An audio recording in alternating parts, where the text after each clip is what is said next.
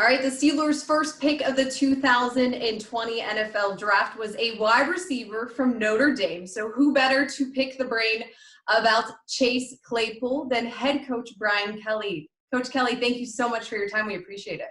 My pleasure. All right, this is a guy who grew up in Canada, not a hotbed for football. So I want to go all the way back and explain to me how you found out about him and how he ended up at Notre Dame. Yeah, an interesting story. We had a contact in our recruiting office that knew somebody that was having a combine in Ontario, Canada, just over the border, actually, from Detroit and Sarnia. And he said, I saw this kid, and I know you hear this all the time, but he's a freak. You gotta go check this kid out. Of course, we weren't gonna go check him out. We saw him on film. We really were intrigued. We were actually up recruiting in the state of Oregon. And we said, you know what? He's that intriguing. We'll take the short plane ride up to British Columbia. We did. We watched him play basketball. Didn't even say him playing football. And he should have been arrested for what he did to those kids that night on the basketball court. He just dominated. And after that, we just said, this is a kid that we need on our team. His competitiveness was off the charts. All right, he has the physical traits. We know he is big. We know how much he weighs, the height. We know what he did at the combine, and the strength. And so how could you feel that he could be used by the Pittsburgh Steelers, knowing what you know from his career at Notre Dame? Well, he stretches the roster right away for Coach Tomlin. You know, he's going to play on every special teams. He's a guy that will say yes to any job, whether it's, you know, a gunner, if he's on kickoff, punt. So immediately he impacts the football team from some of those jobs. But as a wide receiver, he's going to do the dirty jobs. He's going to block a safety. He's going to be physical at the point of attack. And then when you need somebody to make a play down the field, he will go up and get the football. He's got a great catching radius. He's still going to continue to get better in terms of route running and some of the specifics of the position.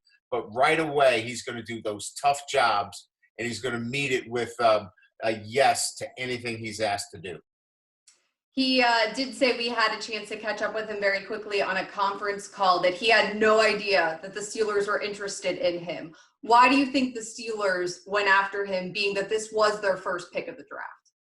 Oh, it must have been Stephon Tuitt. I mean, Tuitt must have got to Tomlin. I don't know. I mean, look, you know, they've got a great scouting department. They're looking for guys that love to play this game. And the Steelers organization has always been one that they're looking for those guys that have that drive, that desire, that epitomize their fan base, that love the game. And Chase will play with great enthusiasm, great emotion, and he'll play with toughness. He represents the fan base from that perspective, and that he never missed a practice. He never missed a game. He was a guy that was a guy that we could count on, and that's what the Pittsburgh Steelers fan base is going to get with Chase. So what clicked for him? He even said going from that junior to senior year where it just seemed like he turned a switch. You know, I think we all, you know, have those years of maturity. I think it's just that maturation process where I think he felt the leadership mantle was passed on to him from others before him. You know, the Quentin Nelsons of the world and the Zach Martins. You know, I think those guys really rubbed off on him in terms of the leadership, and now it was his turn to maintain that history and tradition of leadership. And so I think he was just following from great players that led before him. All right, lastly, before I let you go, what is one thing we do not know about Chase Claypool?